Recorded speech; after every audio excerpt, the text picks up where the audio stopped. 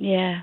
It's a funny one, but it's the point you're making. It's about how time changes, and if the act doesn't change, but standards do, then you possibly end up in a situation that Jerry Sadowitz finds himself in now. Although you don't obviously think that he should have been closed down or cancelled or whatever. I mean, it was actually cancelled. I don't like the phrase cancel culture, but the show was cancelled. It's the only word that you can use. 11:30 is the time. Got a couple of phone lines free now. 0345 6060973 is the number that you need. Don says, you've got a comedian on the line saying that it's okay for comedians to be racist, but not politicians. Have I missed something here? I think you have, Don, actually. I think you have. Maybe I'm missing something here, but I'll explain what you've missed after the headlines with Dominic Ellis. 26 minutes to 12 is the time. So I think to answer Don's question, so it's okay for a comedian to be racist, but not politicians. It's not being racist, is it? It's saying racist things, using racist language. If you are doing it to be racist, in other words, to punch down, then that's not the same as somebody who's not a racist using the same words either simply to offend or to deconstruct. A couple of you have pointed out that Jimmy Carr, when he did his gypsy joke in his Netflix special that blew up rather predictably, and one imagines that he had indeed predicted it himself, he did then go on to deconstruct it and explain it. You're not going to get that with Boris Johnson writing about Muslim women looking like letterboxes, because he is appealing to a racist audience. He is appealing to bigotry when he says things like that. So there are differences, but I completely agree with you that they're not crystal clear. And on this occasion, I don't know. I mean, whose freedom are we talking about? His freedom of speech or the venue's freedom to do its business in the way that it desires? And amazing, really, that the first call has moved from being, a 6 times Jerry Sadowitz fan to being actually pretty disgusted by the last show that he went to. And where are we? Well, I mean, who's changed, him or both? And that brilliant line about you either die a hero like Bill Hicks or you're around for so long that you eventually become the villain. Oh, there's a lot to get through. 0345 6060973 is the number that you need. If you were at the show, remember, you can't tell me exactly what happened to cause offence, but you could give me an idea of the tension between knowing what to expect and not knowing what to expect, and how much empathy or sympathy we extend to the second position. Nick's in Belfast. Nick, what would you like to say? Hi there, James. You can call me James if you want. That's fine. We're on first name terms. It's not. I'd like to feel we know each other well enough now to be on first name terms. What would you like to say? Well, I last saw Sadavitz's show in Edinburgh about 5 years ago, and I've seen him a few times over the years, back home in Cardiff and different things.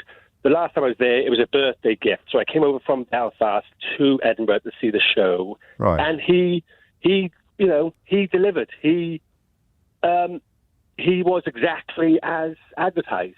Incredibly offensive. I couldn't repeat any of the show on air. No, and don't.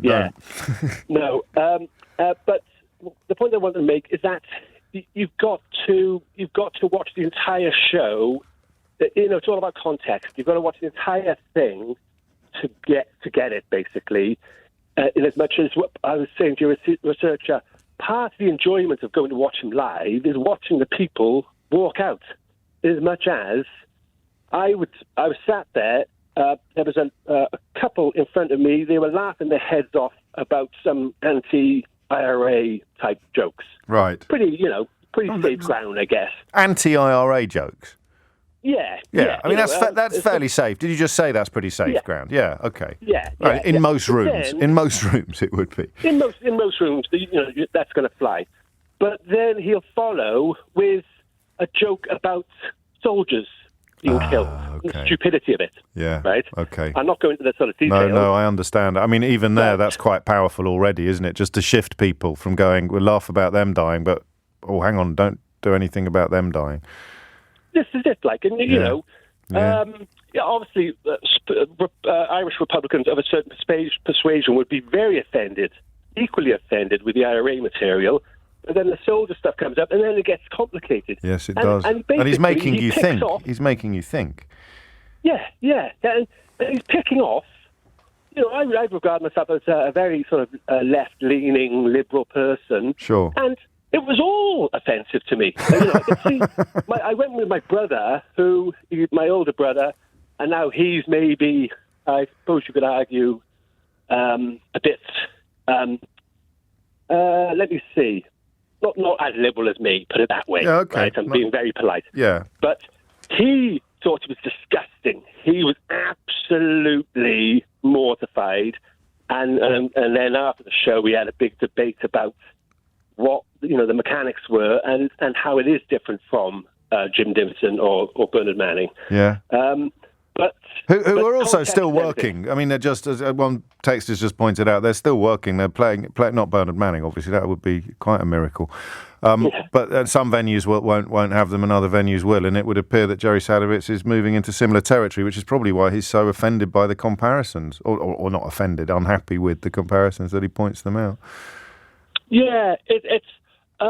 I think when your previous callers were saying about how he was touching on stuff which was beginning to look like sort of right wing, sort of like in the same way. But you need to see what's coming next. That's the point, isn't it? And he is a very intelligent guy, very thoughtful. I've Yes, I've clearly. had a lot of interviews with him and stuff, and he is. If he wasn't talking about stuff that was on, of the zeitgeist of the minute about Brexit and, different things, then that's his thing. He is touching the nerve all the time. He's trying to challenge everyone, and this is why, if you try and watch his show on YouTube, he's very vigorously puts up strike orders against people putting material up from his show, because he's aware of the danger of watching pieces of it in isolation, because in isolation it looks terrible. But you've got to see the whole show. We're back to that word context, which I guess is the opposite of isolation. Thank you, Nick. That was very helpful. Very helpful. But the idea that the venue, I wonder, there's a danger of overthinking as well, because if this new hate crime law, which was passed last year, has led the venue management to think that he might have broken it, then you can see why they've closed it down. But that is not a problem with Jerry Sadowitz necessarily, or with the management of the venue. It's a problem with the law that these comedians would have. And I think actually Sadowitz is very, very keen to stress that his beef is not with the venue. Whew.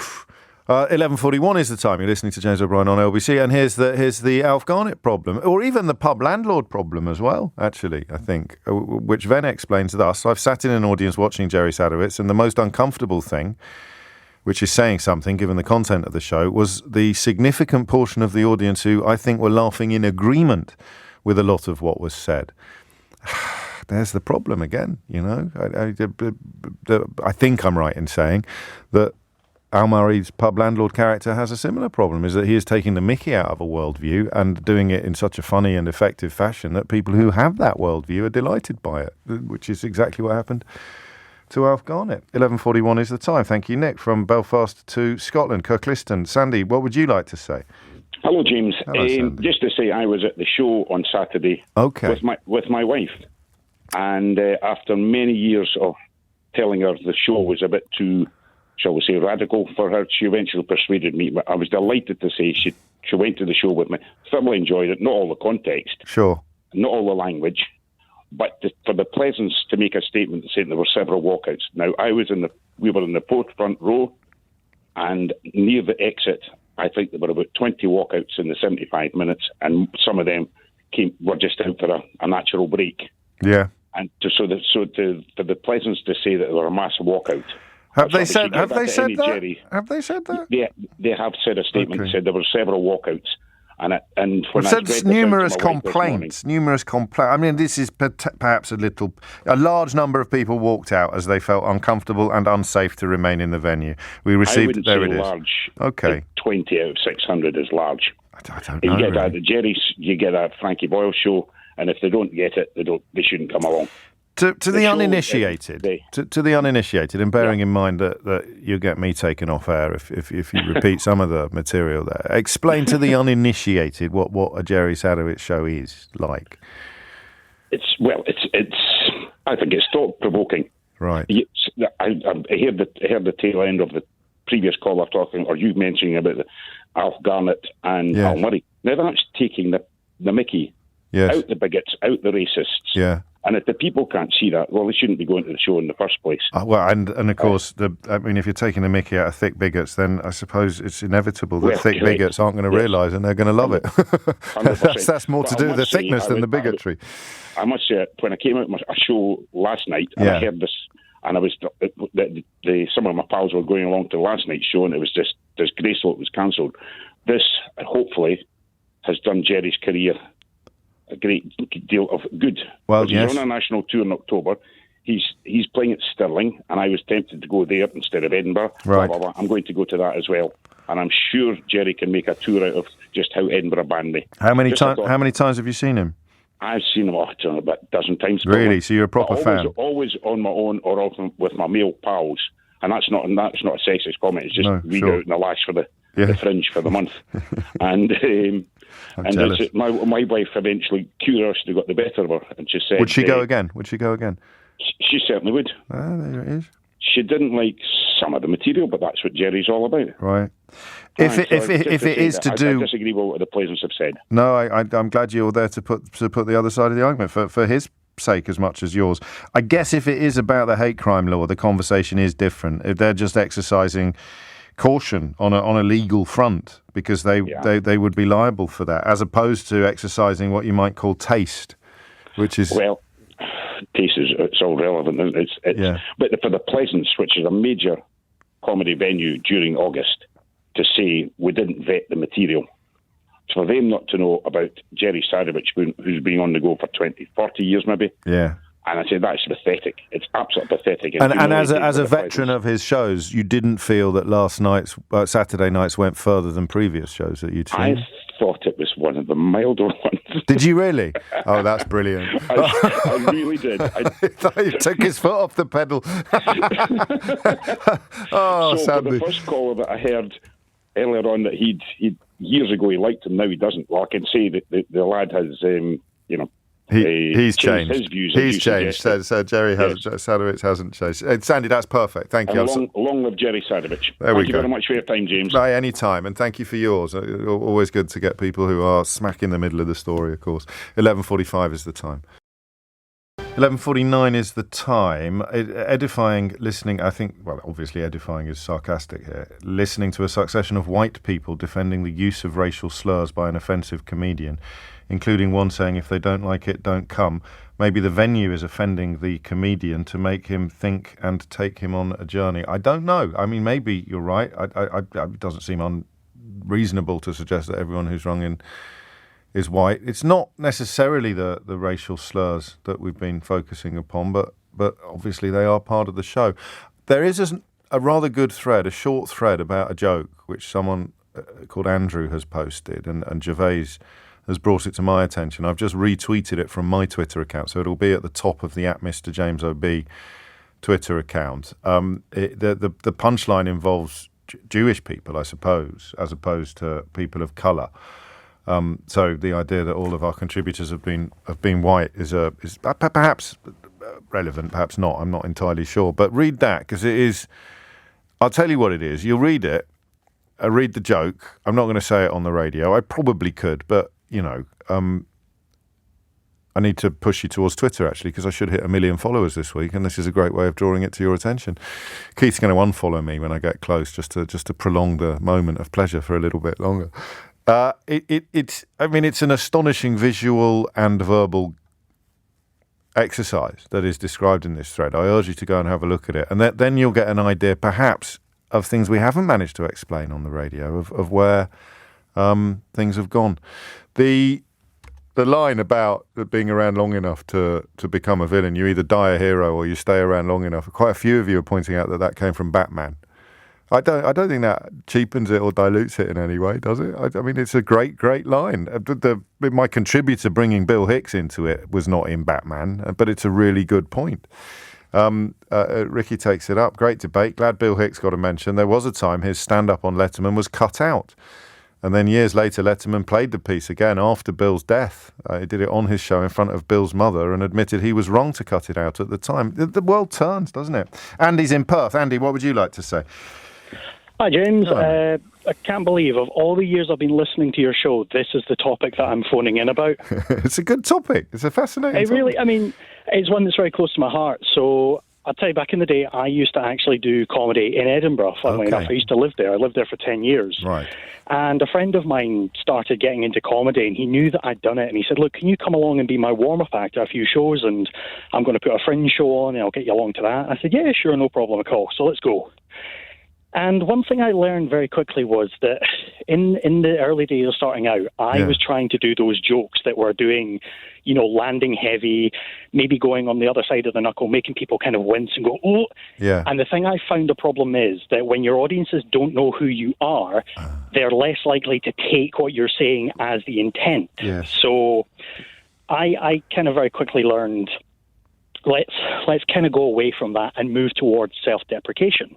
Right. Which I found to be a lot better, because when I was doing self-deprecation jokes, who's going to complain about that? I'm hardly likely to have a word with myself after the show and go, right, what were you doing that for?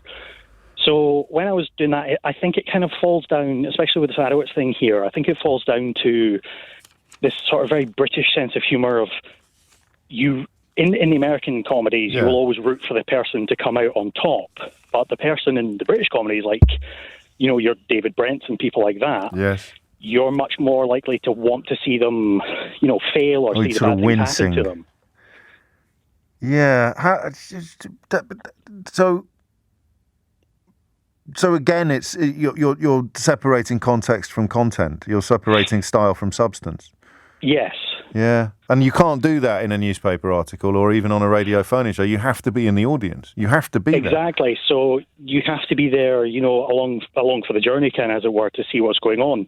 I mean, I told your producer this, but an example. So I did a joke many years ago where I was with a friend and his mother had a stroke. Yeah. And we were trying to remember what the acronym FAST for when people have a stroke. Yeah.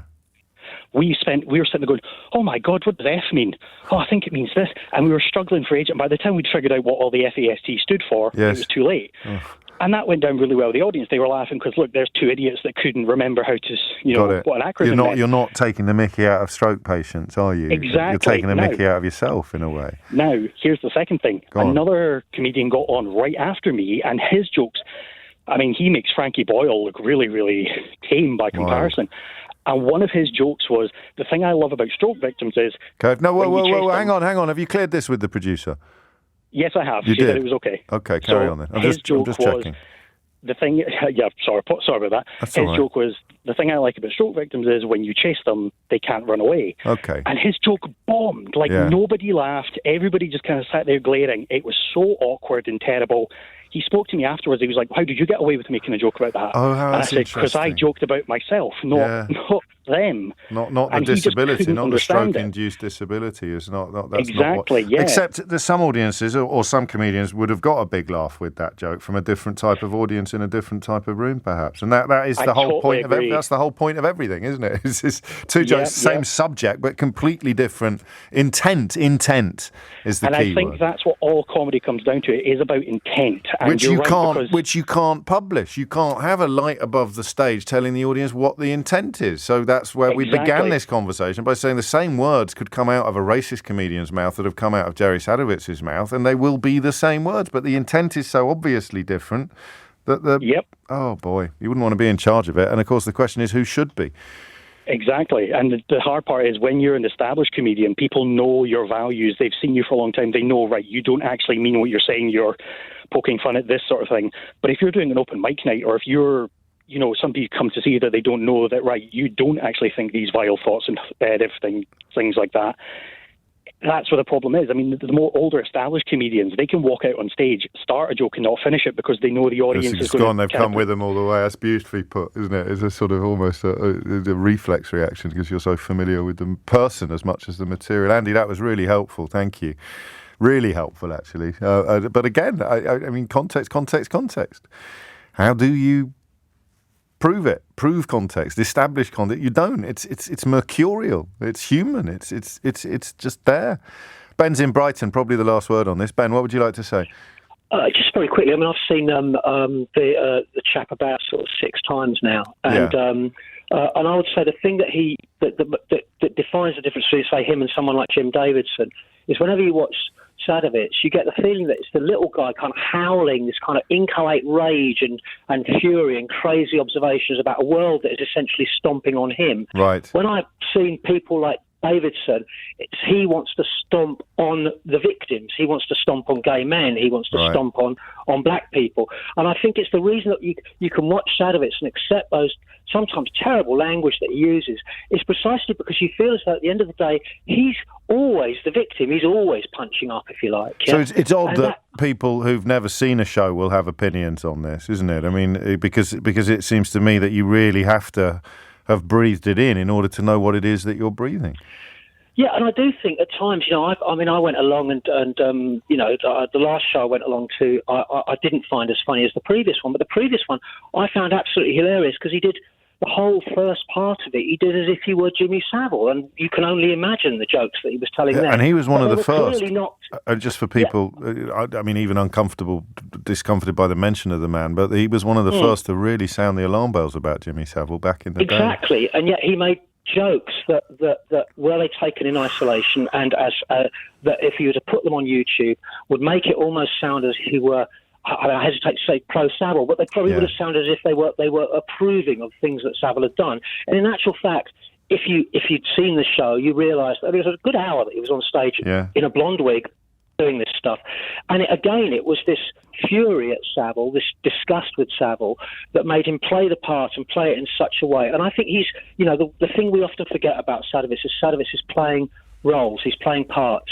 He is not. I always got the impression could Jim Davidson not offer up that defence under your analysis? I think it's tougher for Jim Davidson to do. Just to be clear, you've seen him live as well, have you? When you yes, absolutely. And what you described is your honest opinion taken from seeing him on stage.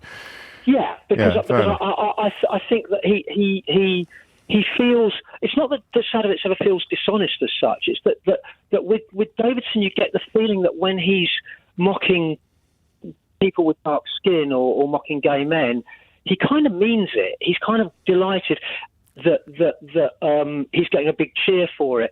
The thing about Sadovitz is when people laugh along with some of these things, you're laughing nervously and you're looking at him and thinking, like Jerry, like I say, it's a kind of howl of rage. I get it. No, I get it. And you use that word inchoate there, which I think I mispronounce every time I've used it on the radio in the past. I always mispronounce it, yeah. Well, I think you got it right and I get it wrong. But so thank you for educating me on all sorts of fronts, Ben. Seriously, thank you. And I said it would be the last word, and it is, except for this tweet, which I'm always slightly wary of when we've had a really complex conversation and someone weighs in, although you did weigh in 10 minutes ago, saying this isn't a difficult debate. I think it is a difficult debate. But Liam says Jerry Sadowitz isn't mainstream. It's almost an art form in being as deliberately offensive as possible. The far right don't use him as a recruitment tool. Everyone needs to focus on the actual racists instead, which I can't argue with, except the first bit, where it is a difficult debate, as I think we've demonstrated over the course of the last hour. But that was absolutely riveting. Thank you. I've got a woke watch. I was so busy, so caught up in that conversation, I forgot to squeeze in a woke watch. Starring Jacob Rees-Mogg, would you believe, of all people. How could he have ended up on Woke Watch? But I shall explore that with you in the next hour. I think we're also going to look at, you must remind me to talk, because it's one of my most, what's the word I'm looking for, insightful subjects, white working class boys likely to slip further in race for university. We'll do that tomorrow. But up next, staff shortages in the hospitality industry and why I'm the real victim. 4 minutes after 12 is the time. You're listening to James O'Brien on LBC. I suppose in the spirit of the fella who said, I don't know, which is my favourite phrase perhaps in the English language, I don't think that Jerry Sadowitz should have had a show cancelled, but I don't know that I can explain why. I've changed my position in the course of the last hour with some fantastic contributions, which is why I objected at the end to the suggestion that it was actually a simple debate. I'm not going to be able to find it now, but my inbox has gone nuts. We might have to hire someone. Can we hire someone to look after my inbox? I'm such a low-maintenance radio presenter. I'm sure that they would be able to sort that out, wouldn't we? There's a great line about talking about something is not the same as mocking something, which seems to me to be pertinent as well. Now, we mentioned Brexit. Apart from Salman Rushdie mentioning it, in that clip we played out from our interview, I don't think we've mentioned Brexit yet today. I feel I should apologise to you. I try and give you what you want when you tune in. So the number of EU citizens moving to the UK has plunged since Brexit. This has been reported today by the Migration Observatory. There are other factors for the story we're about to discuss, most obviously the aftermath of coronavirus, although I don't exactly see why that would make a huge difference. I suppose it means people are travelling less. But 43,000 EU citizens received visas for work, family, study or other purposes in 2021. Between the 6 years to March 2020, it was between 230,000 and 430,000. And the obvious upshot of this, in some sectors, and it's reported today, The Guardian does a good job on fruit, even though we're going to have problems with food and the cost of food, fruit and vegetables are now rotting in the fields. If only someone had suggested that during the, if not in the run-up to the actual referendum, then certainly during the ultimately doomed attempt to measure twice, cut once, and have another referendum when he had a slightly better idea of what Brexit was going to look like. Now, for example, would be a really good time, wouldn't it? But I think that ship has sailed. The dramatic decline in migration from the EU has hit hospitality and support services hard. Now, there are two ways into this, and they are from either side of the kitchen door. I don't want you to get your violins out at this point in proceedings or anything like that, but we did a quick straw poll in the office this morning based on the suggestion that the quality of service in restaurants has plummeted in recent months. I don't know whether that is a coincidence or whether it is a direct consequence of staff shortages. It seems to me that staff shortages will only be part of the problem. The number of staff on the floor will only be part of the problem. If the more shortages, the bigger the shortage, the more likely you are to be hiring people that you wouldn't hire when there wasn't a shortage. And I mean no criticism. And the problem I've got now, in my natural charitable way, is I don't want to share any personal experiences of mine for the very simple reason that the owners and the managers will be able to work out who I'm talking about. Because I'm not being Billy Big Bananas, but they'd have known I was in. And if I now start saying, well, when we were in on Tuesday night, I couldn't believe it when I ordered a glass of margarita and I was brought a pork sandwich or something like that. I mean, that actually happened to me in Yugoslavia once, but it was because I tried to order the drink in Serbo-Croat. So it was entirely my fault that I was brought a pork sandwich. It had absolutely nothing to do with the quality of service. So I can't go there myself because it wouldn't be fair on staff members. However, it wasn't my suggestion, this. I suggested doing the conversation about shortages from the employer's point of view. And a colleague suggested that actually you should do it from the customer's point of view. And I, in my characteristically maverick fashion, I said, well, let's do both. And so that's what we're going to do. How does it impact? Because we spoke to the lad in Southend on Friday. I don't know if you were listening. We didn't even touch on staff shortages, but he was talking about how uncapped commercial energy bills are going to see his bill go up by 1,000%. It was going to go up by 10 or 11 times. That's the estimate he's received from his actual supplier, to which his response will be to close at quiet times. It means that the parts of the week when you're going to make enough money to justify being open shrink. There will be fewer parts of the week. If your outgoings are that huge, what is it? What's the cranking up the deep fat fryers is not going to be worth it for the levels of business. I mean, I'm spluttering because I can't believe what's on the horizon. And Keir Starmer today making a lot of sense on what needs to be done. Boris Johnson's gone on holiday again, I read at the weekend. So what does it mean from both sides of the kitchen door? I don't want you to be too, well, actually you can be. Don't give me geography. You can give me a brand name if you want, but don't say the one in Stoke Newington or the one in Stirling or the one in Abu Dhabi. So if it's a chain restaurant, then that's fine. I don't want to get any members of staff into trouble, all right? Specific members of staff into trouble because they are doing their best. And phone-ins about poor customer service are usually quite a little bit Karen-y, we become the Karen on that. So it's not about that. It's about staff being hired who aren't quite up to sniff because of the shortages. And then, of course, the other element is what other impacts have there been? Because the obvious impacts we've tracked in the past, you look at the fact that restaurants are having to close for service. Service, you do 2 services a day usually. You do lunch and dinner, and they're closing services. I walk around Soho quite a lot, often in a bit of a daze. You may have seen me. And I'm always conscious of restaurants that were open before lockdown more than they're open now. They haven't shut down completely, but they no longer do lunch, for example, or they know. So that intrigues me as well. What the heck does the future look like? 0345 6060 973. But so that we can get customers involved as well as owners, as well as restaurateurs and bar owners, is it just me? This is the worst introduction to a phone-in. Is it just me, or is service going off a cliff in this country? 0345 6060 973. And I think part of the reason for that will not just be the numbers, but that have plummeted, but also the kind of people that are now working in these places, because it was part of almost a rite of passage for young European people who quite fancied being here for 2 years, or a year, or coming for the season. That's quite different from where we are now. The Migration Observatory research that's coming out today is showing immigration hasn't gone down at all. It's just coming from different places, and it's a lot more sector-specific than it used to be. Indonesian labourers picking berries on a farm that supplies Marks & Spencer, Waitrose, Sainsbury's and Tesco say they've been saddled with debts of up to £5,000 by unlicensed foreign brokers to work in Britain for a single season. This is a front-page report in The Guardian today, which suggests that by taking back control, we've brought back a sort of form of bondage, a form of debt bondage. So well done, everybody, on that front. The war in Ukraine is going to create chronic labour shortages in the UK agricultural sector as well. Farms and recruitment agencies now looking further afield than Europe, where it can be harder to track the methods that local brokers are using to find workers. So, I mean, all appalling in every imaginable way. But the simple question becomes, what does it look like in the actual venue, in the bar or restaurant that you either run or frequent?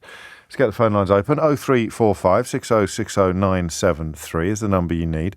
I've witnessed a modicum of surliness. I don't know. I was a waiter for a while myself. I don't think I was ever surly, but I did get annoyed sometimes with particularly towards the end of a shift, and you'd just not be on your best behaviour, but also just basic incompetence, having to explain how to make something, or it must be heartbreaking for a restaurateur. And I know it's a very first world problem, particularly with the cost of living crisis on the horizon, but remember that businesses that are doing less business, businesses that are closing for service or facing permanent closure, that will contribute to any looming recession or looming economic crisis. But a bunch of people who can still afford to eat out sitting around complaining about the quality of the service is, I grant you, a nuanced conversation, but it's an important one because the hospitality sector in this country is huge. You don't stop talking about it because more and more people won't be able to afford to go out for a meal. You don't stop talking. The hospitality sector is being punched from every possible angle over the last few years, most obviously through coronavirus and Brexit, and now the staff shortages that are a consequence of both of those things will be posing an existential threat to many restaurants. 12:13 is the time. Here you go. Service in bars and restaurants has definitely slipped, as like most things in this country, as a lot has changed for the worst since Brexit and COVID. And that's it, really. That's the conversation that I want to have. Has it got lower because of minimum wage, James? Staff now don't rely on tips, and less people are tipping, so they do the minimum required. I don't think so, Kevin. I still tip. Lots of people still tip, and usually they put the service charge on the bill rather than doing it through discretion. So no, I don't think that. I don't think minimum wage, minimum effort becomes an issue. Although, what do I know? I don't run restaurants. Maybe you do think your staff don't go the extra mile since they received a minimum wage and a living wage that was enshrined in law. It's coming up to 12:15. 0345 6060 973 is the number you need. And I should add, actually, that no one ever tips radio presenters, do they? Yeah, think about that during this hiatus. 12:16, and look, I should really have done this earlier. Is there a labour crisis, a genuine labour crisis in this country, a workforce crisis, like a proper shortage of workers? Because if there is, inevitably, you're also going to have people in jobs who aren't doing a very good job, which takes us back to the question of whether or not I'm wrong in thinking that standards are slipping. And very strong from Tom when I ended that last bit by saying that no one ever tips radio presenters, and then I carried on talking after I'd signalled Keith to start to fire the whatever we call it. Tom points out, Tom's bit, here's a tip for you, James. Stop talking before the adverts start. Thank you, Tom. Jack's in Padstow, my go-to man for catering-related issues, a scion of the Stein seafood dynasty, where my friend Andreas had a lovely meal last week. Andreas is the doyen of greengrocers, Jack. I don't know if you know him, over in Chelsea Green, and he was in one of your restaurants last week and had an absolutely splendid time. So what made you pick up the phone today? Well, yeah, I think it's a really interesting point, actually, to look at it from the customer's perspective as an operator myself. Because I've noticed it, but like you said in your introduction, you won't probably find a lot of people admitting that the standards are slipping, because the workforce that we're relying on now is either brand new, has never worked in it, and the old European workforce where they just had more experience, because the Europeans have a history of hospitality as a career, and they came to England or to the UK, as a career move.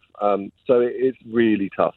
Really tough. Can you give examples? Because I'll read you one. We went to, I'm not going to mention the restaurant. It's not one of yours, Jack. I'm pretty confident of that. But John in Bexley Heath, it's a sort of well-known chain that is quite ribby, does ribs and stuff like that. I was really struck by the lack of lovely, friendly, smiley European staff. We were served by a young Englishwoman who plainly didn't want to be there, had no idea about the drinks when we asked, didn't get all of the order, and at the end she thought that removing the missing order items from the bill was sufficient apology, as in not charging you for the things that she hadn't brought, rather than... and he says, I'm old enough to remember this type of service in the 80s. I think, yeah, and I think as well with the cost of living crisis as well, people, they haven't got as much money to spend. So when they do go out, they're expecting more. And unfortunately, we have cut ourselves off from a really good, highly motivated, trained workforce, and that is just a fact. And the further we get away from the COVID, the more COVID's in the rear view, the more I'm convinced that Brexit's far more a contributor than we were. Than was allowed when it was juxtaposed with COVID. It was hard to disentangle, but now yes, that's true. I'm much more confident of saying it is mostly Brexit, I would say, and it's affecting not just our customers but our staff as well, because they understand that we haven't got the resources to give them for them to give good service, and that is the fact. What can you do? I mean, do you have to? And I don't want you. I mean, you can speak theoretically. I don't want to embarrass anybody, but are we not looking at a scenario? And this must be like kryptonite for restaurateurs, where you are not confident of the service you're providing, but you have to stay open, and you know that you've got people on the floor who you've tried your best, and they possibly are trying their best. Although in some cases, maybe you can't even be confident of that, and that's just horrible for you. Yeah, no, we cap covers every day, James. In all of our restaurants, we're about 80% capacity when we've got trainees on, because we understand that not just is the service can be compromised, but if you walk through the door on day one and you've got 200 people versus 150 people, you might just walk out and say, I've had enough of this. And right. I think that the other thing is the skilled. It's still not seen as a skilled job, so we can't even recruit from outside of. We're trying to find employees from anywhere at the moment, and we can't get. We're not got. It's going to be a different proposition, though, isn't it? Because you come here and you live here, and you there's a wonderful social life quite often in restaurants and bars, isn't there? As you're all mates together, and if you've come from Europe, you're still at home in a sense. Trying to cast your net wider, as Migration Observatory reports other sectors are doing, is a very different proposition. Is there? I mean, I don't know if this is a silver lining, but I spend a lot of time in Greece, where working in hospitality is absolutely respectable and not in any way seen as the preserve of sort of students and unskilled labour. And there's academic courses, hotel management, all that sort of thing. Is there a chance that younger generations of British people will just change their views? Is there any prospect of optimism there? I mean, when the politicians are calling us unskilled workers, that's the problem. I mean, and that wound my mum up so much. She's worked for 50 years to build a business, with no qualifications, and she is a very skilled worker, but she was so angry when that and that's the problem, I guess. Maybe, who knows in the future, but I just think that in the short term, it's we've just completely. And you're not getting any help, but you can't get any help because the government can't admit that they've done this thing to you that you want help with. Exactly. Couldn't have put that myself. Ah, blimey. Thank you, Jack. I'll see you soon, I hope, or at least the fruits of your labour. Wayne's in Kingsbridge in Devon, just over the way. Wayne, pizza company. We've spoken a couple of times. You see, I'm very much metropolitan elite, as you know. So in London, it is absolutely the case that you would expect your hospitality staff to be European most recently Eastern European, an awful lot of Polish people working. I remember being quite taken aback when I went to Cafe Nero in Kidderminster, my hometown, and the three young women behind the counter were all Polish. It's not a city, it's not an urban thing. It's going to reach Cornwall, and I think you're about to tell us it's going to reach Devon as well. So what's going on? Yeah, we've never had any Europeans work for us, not because of choice from us. We've never had any apply. Most of them have worked in the hotels that come with accommodation. We cannot provide accommodation. Right. Yes. We're not big enough for that. But my concern and what I've noticed is that all of our staff are suffering from burnout, especially those who started work with us before COVID. We had a vast amount of changes that we had to put into place. It was a very stressful time. Yeah. Job security is not guaranteed anymore because of COVID. We thought, are we going to survive this or not? But we are now here on the other side. But we've still got existing staff who are suffering from that. So naturally, they're not feeling as warm to the job as they did before. Then you've got the likes of me, who instead of having a couple of days off a week to recharge my batteries and go full pelt and help all of the new staff learn their skills that they need to have and the customer service that I would expect, I'm working every single shift that we're open.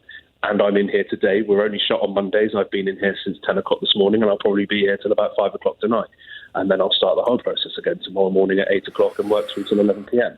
So I'm burning out. Yeah. And so then I don't have the capacity to help the new staff. And which means they don't get up to speed as speedily or at all. So, yeah. I mean, is it literally that you're just not getting the applicants, you're not getting the calibre of applicants? Because there's a pub over the road from the studio that's permanently got a staff wanted sign in the window, and they've started getting quite imaginative about it. They've started trying to do witty staff wanted signs, and that means, it's been like that for 6 months, which means they're simply not filling the vacancies that they've got, or they give someone a couple of days and it doesn't work out. Yes, that is exactly what it's like for us. We've been advertising for delivery drivers now for over 12 months solidly. And it's just not a job that people want to do. It's been growing for years, and it's not something that they want to do. Sure. We've done even things when the cost of living was started to be an issue in January. Our job advert was fancy an extra £100 a week. Come and work for us a couple of shifts a week. Do 10 hours with us, and you'll have £100 in your pocket after tax. That's what we were doing, and we got no applicants from that. So it's very challenging in a rural area like us, where we are. We are a town, but we're a small town. It's very rural, and people have their jobs that they need, or they're already working extra jobs, and there just isn't the people here to do the extra work, which then puts the pressure on to existing staff.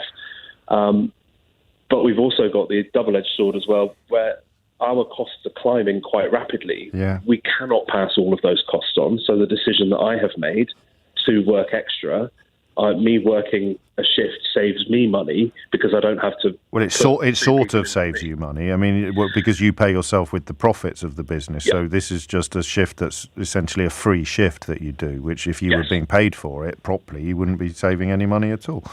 No. I understand that. Sorry, that's me being an idiot and just explaining to you how capitalism works or how your own business works in a very stupid way. I think we've spoken a few times over the last couple of years, and you sound lower than you have before, Wayne. I think that's just because it's the summer. Yeah, fair enough. So I'm just tired. Yeah, but that's good then. So you're shifting a lot of pizzas. We are, yeah. We're busy. We're not as busy as we have been previous years because I think people are just going, I'm just going to tighten my belt. We've seen a lot of the extra bits and bobs. So we'll sell plenty of pizzas, but we're not selling so many chicken goujons or barbecue wings or potato wedges, ice creams, drink sales, or all of the extra bits that you can go and pick up in the supermarket in bigger bulk and keep at home or store in the fridge yourself. Yeah, do it yourself and just save a few quid. Yeah, so they're coming for us for the pizza, but they're not coming for the stuff that they can cook at home or have at home extra. Makes sense.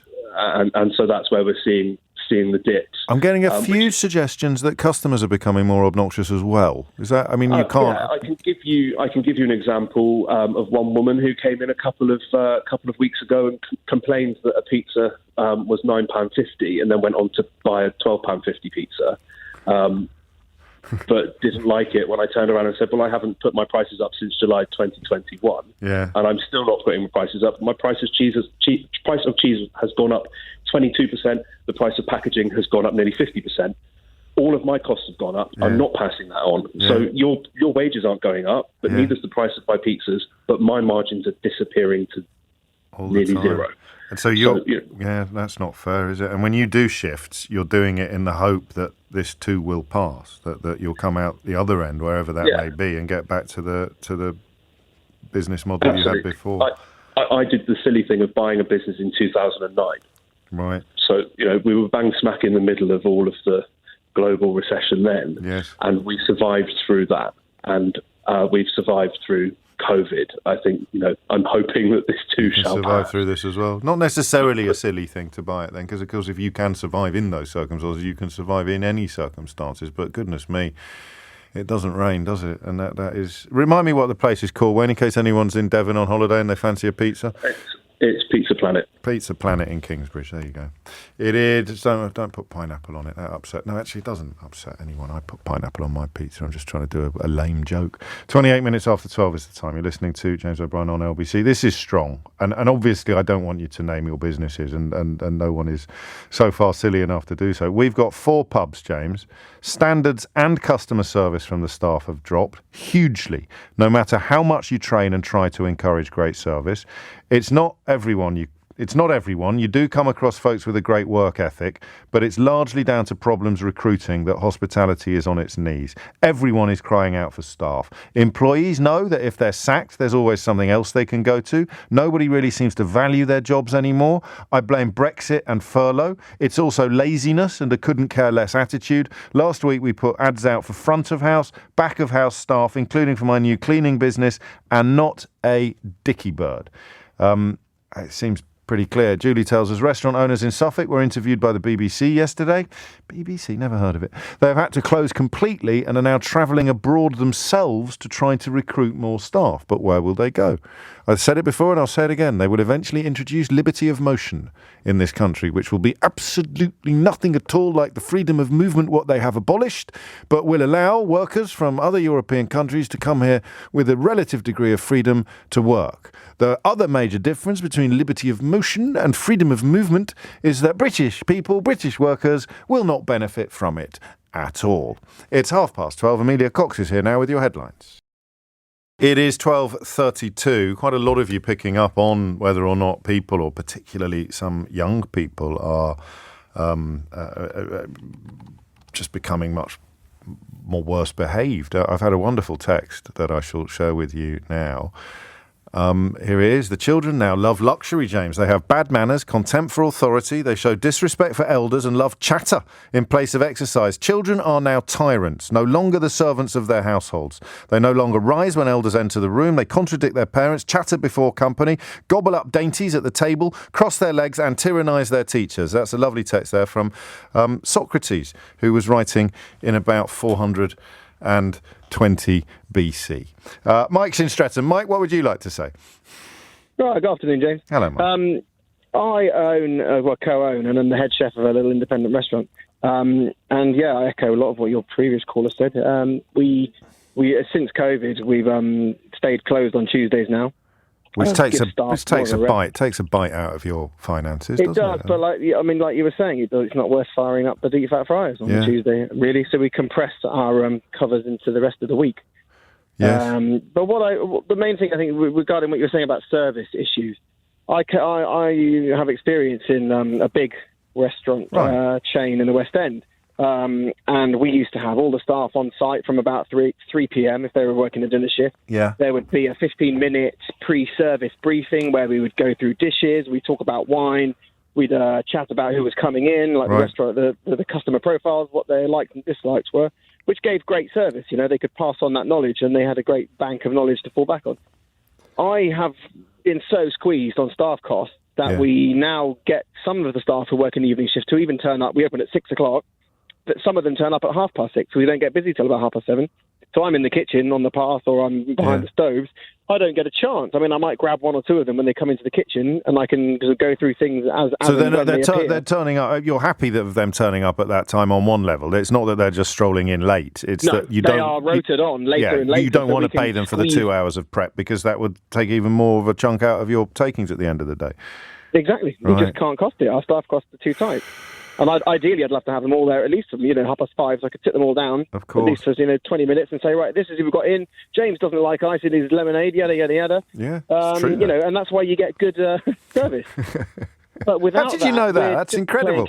I always order lemonade without ice for the girls. Experience. It's because I'm tight, isn't it? And look how much more you get if you don't have any ice in it, girls. Exactly. Yeah. What about the quality of staff? I mean, have you got shortages? Are you struggling to hire people?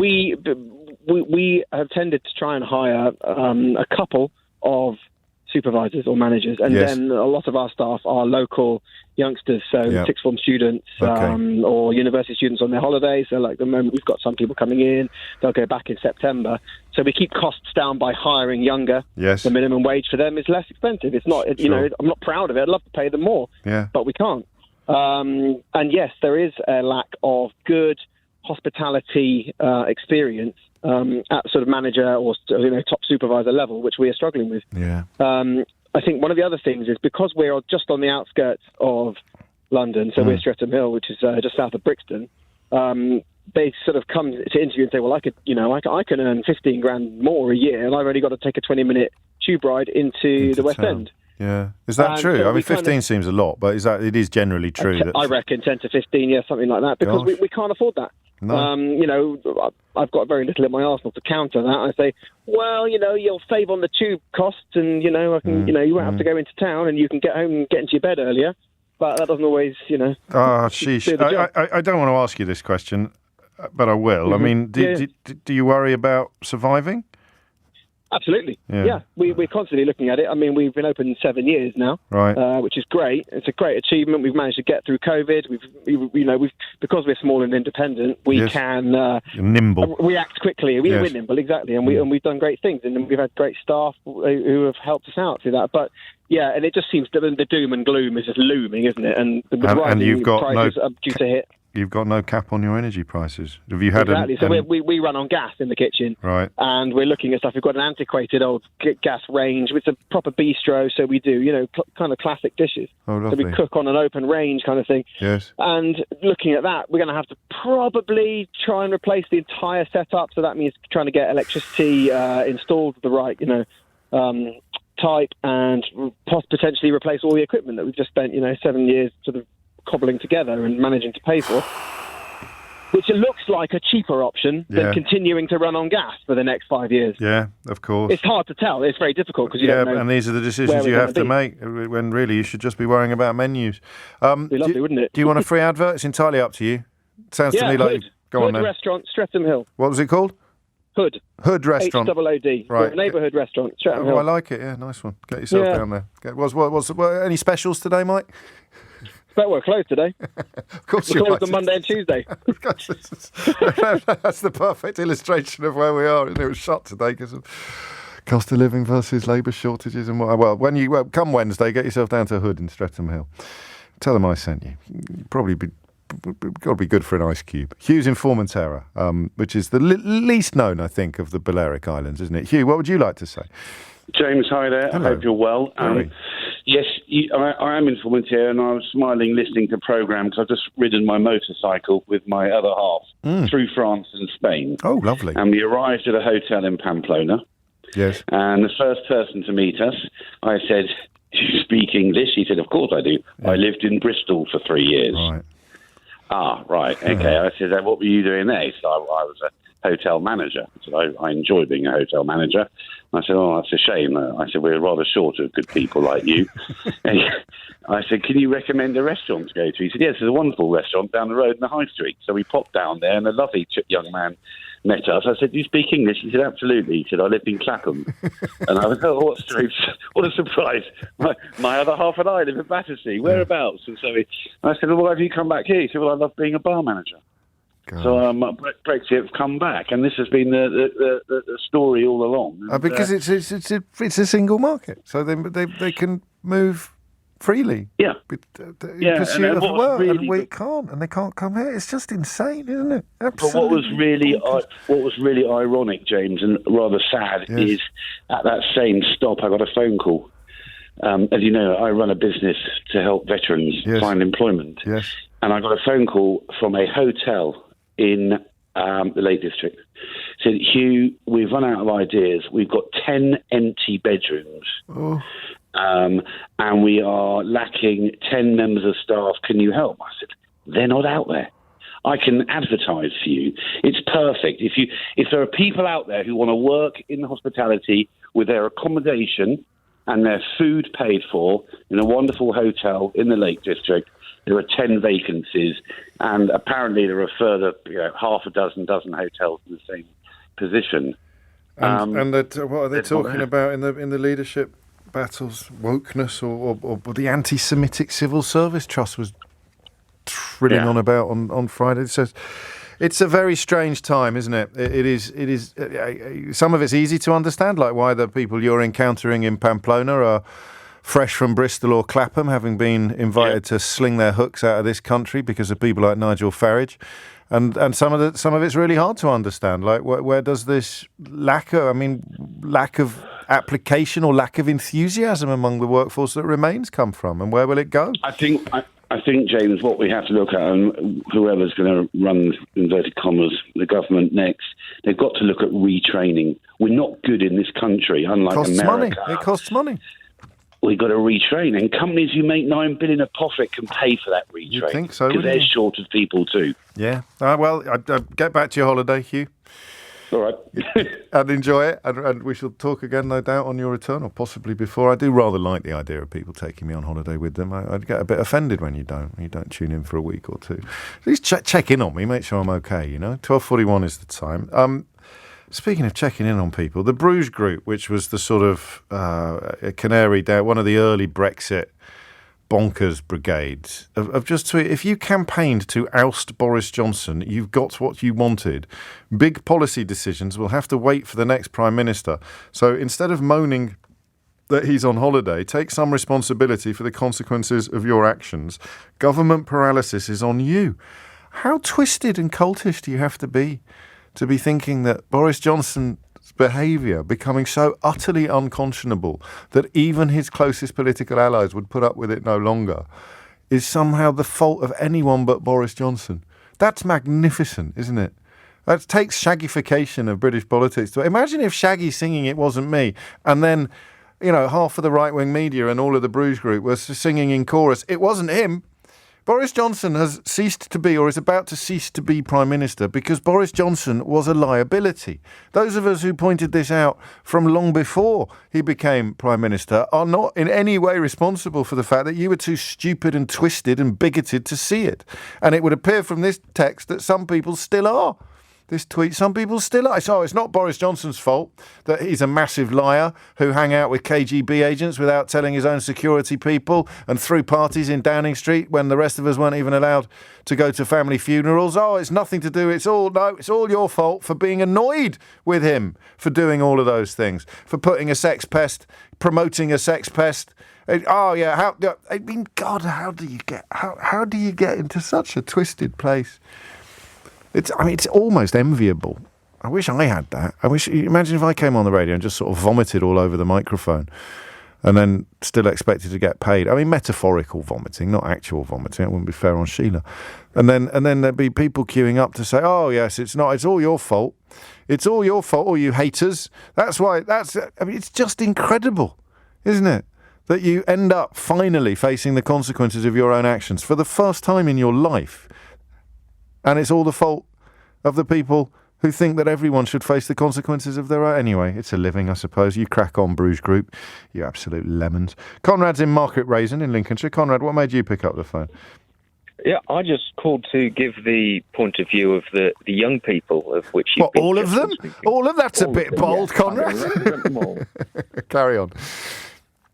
Yeah, just to say that the reason that so many of us are unwilling to take up these jobs in hospitality, in providing that extra level of service, is that as an under 18-year-old, you're generally on $4.50 an hour. Yeah.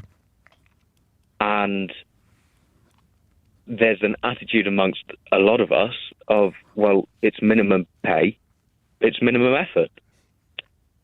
I understand that. I mean, I don't know what the alternative is. Pay you a bit more, I suppose. But then some employers will say, well, I can't do that. I mean, we're already shut 2 days a week. If I start paying the staff more, we'll have to shut 3 days a week and you'll get fewer shifts. But equally, there'll be plenty of businesses who could find another £1 an hour for you. And similarly, the last place I worked, the manager didn't hire over 18-year-olds because it was too much. For that reason. Yeah. And that means you are inexperienced by definition, and therefore the quality of service you provide is going to be poorer than it would if you were a bit older. Can I run one thing by? So I'm very old, Conrad, and it's unhelpful of you to remind me of it. But my first ever job was in a restaurant, or one of my first ever jobs, when I wasn't toiling on the building site.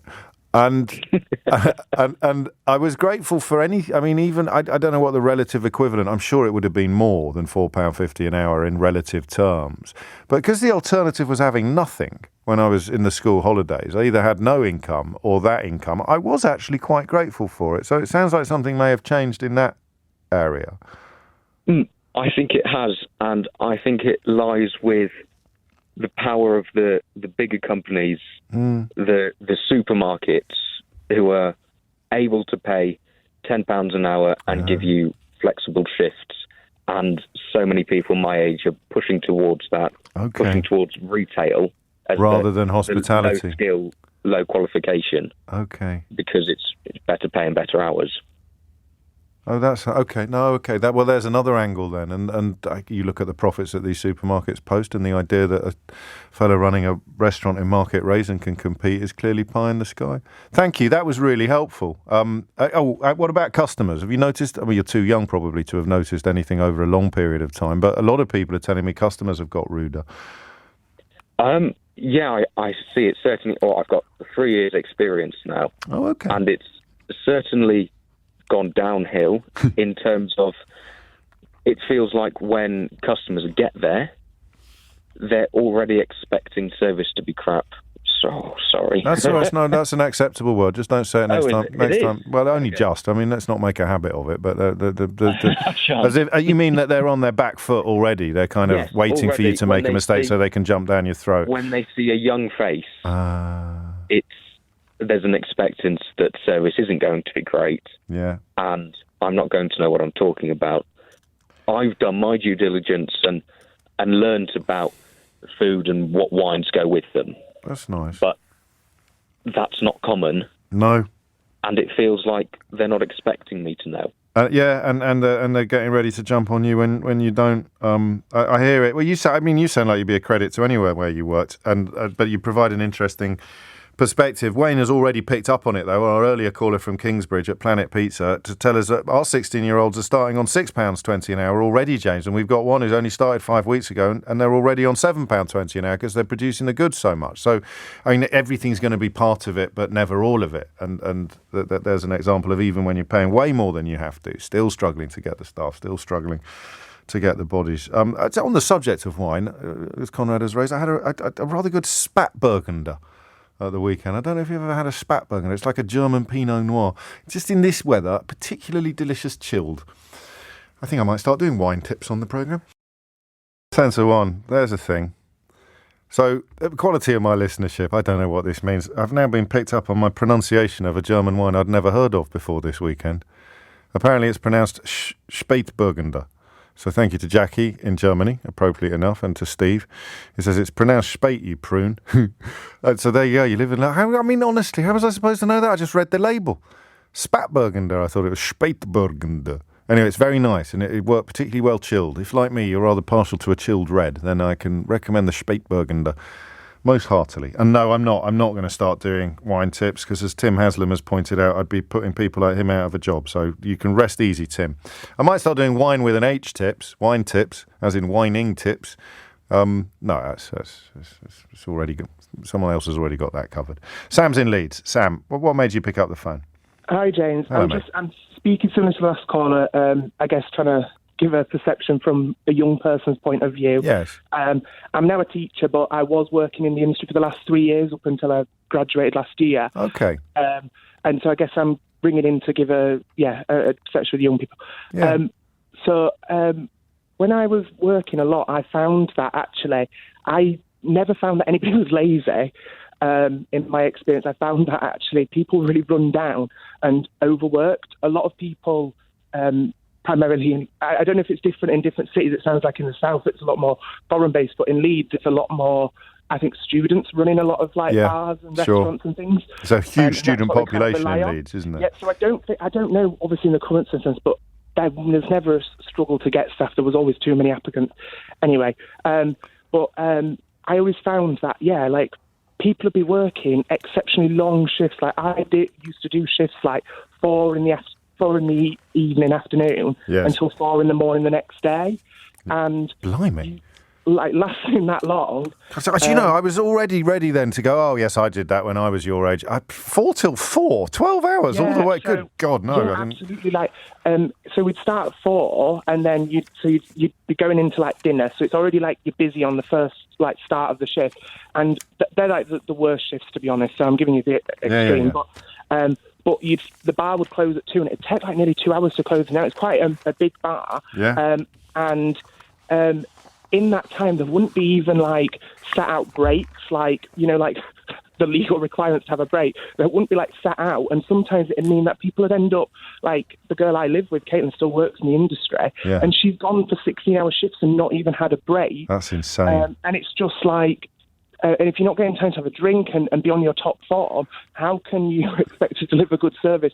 And it's not that it's an excuse, but actually I think that is something that needs to be considered in the conversation. I think you're right, because we hear from good employers who are struggling, and they're real and they exist. But equally, there are bad employers who will be architects of some of their own misfortune. Yeah, absolutely. And I'm speaking for where I worked was more of a medium to large size business. But yeah, it was almost like the managers. It was like a system of so and so tell so and so to tell so and so to tell so and so, and it'd be just constantly people breathing down your neck. Yeah, no, I hear you. It'd be and it'd always be the people at the bottom that'd have to deliver whatever it was. For example, oh no, he can't have another drink if he's just dropped his drink by accident. It's human mistake. I'd absolutely love to have just given him.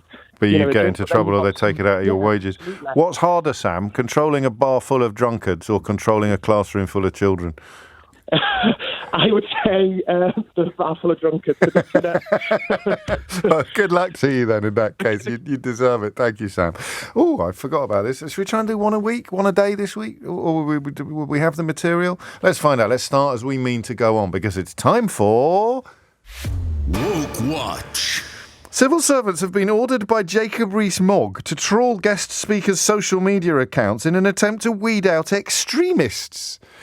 This is a new Cabinet Office rules that urge managers to check the profiles of visitors taking part in learning and development events. So they're going to look at Facebook, Twitter, Instagram and LinkedIn posts from the past 5 years to look for potentially problematic or controversial material that may contravene civil service values. They haven't come up with any examples. They've just sort of suggested that some people coming in to talk to ministries are extreme. Here it is. There have been far too many examples recently where essentially extremist speakers have been invited to speak to civil servants and staff networks, at which point you'd expect them to go, for example, there was the time that bloke did that thing. But they haven't got any examples at all. So they've just essentially brought in a very woke rule for no reason but to announce the fact that they won't be allowing people possessed of opinions they don't like into government buildings, despite the fact that, presumably, these people are just as relevant and valid citizens of this country as Jacob Rees-Mogg and his mates are. So this is a slightly odd woke watch, because woke doesn't exist really, except in the fevered imaginations of people like Jacob Rees-Mogg, who thinks that opinions are vetted all the time in order to keep out the wrong uns. But here is Jacob Rees-Mogg vetting opinions all the time in order to keep out the wrong uns. So an odd woke watch, but I hope you'll agree, an apposite one. Woke Watch. 12:56 is the time. Remember, if you want to contribute to Woke Watch or submit any stories for consideration, we actually have an official grown-up email address with a proper account and everything. Guess what it is? Yep, wokewatch@lbc.co.uk. I was tempted to do this in a French accent, but, you know, we're living in very politically correct times and that would probably offend someone, so I won't. Hi, James. French bar manager here. I have worked in pubs and bars in England for the past few years. There's so many problems in the hospitality industry on this island, but the main one is that contrary to France and many other continental countries, nobody here sees hospitality as a viable career, hence the disgustingly low wages and behaviour from a lot of customers. When this thinking changes, then maybe pubs and restaurants will be able to attract new young recruits. Thank you, Evam, and thank you for the kind words about the programme. Last word on this, I suspect, to Dwayne, who's in Godstone. Tell me about the customers, Dwayne. Rude as heck. That was close. Yeah, it was very, very and close. And can you put a date on when it started getting worse? Well, it got a bit worse after Brexit, to be honest, because there was a sense of entitlement from the UK public, and I'm drawing UK as quite broad. Sure. But what I've noticed during lockdown and just slightly after lockdown, people were much more please, thank you. Oh, that's really lovely. Thank you very much. Glad to be back in the zone. Glad to be back. But now, I mean, my son works in hospitality temporarily in a pub, and I just hear "get me" and "I want" all the time. Not please and thank you. I hear you. I've just glanced at the clock, and we could have gone further and explored it more, but I want to end with Professor Brian Cox's comment on that story I just shared with you in Woke Walks about civil servants being ordered to trawl through the social media accounts of guest speakers at one government ministry, including going back up to 5 years to see if they have ever criticised government policy. Professor Brian Cox, who I think is the sort of person you'd quite want to be able to come into your building to give you a bit of a talk, has written, in my opinion, all government policy stretching back up to 5 years has been a bag of bleep. That's one less talk to give. You've got to love him. Seriously, haven't you? And if you don't love him already, check out the week before last's Full Disclosure interview, because he was knocking it out of the park. Here's Sheila Fogarty. Out the park. Here's Sheila Fogarty. Out the park. Here's Sheila Fogarty. Out the park. Here's Sheila Fogarty. Out the park. Here's Sheila Fogarty. Out the park. Here's Sheila Fogarty. Out the park. Here's Sheila Fogarty. Out the park. Here's Sheila Fogarty. Out the park. Here's Sheila Fogarty. Out the park. Here's Sheila Fogarty. Out the park. Here's Sheila Fogarty. Out the park. Here's Sheila Fogarty. Out the park. Here's Sheila Fogarty. Out the park. Here's Sheila Fogarty. Out the park. Here's Sheila.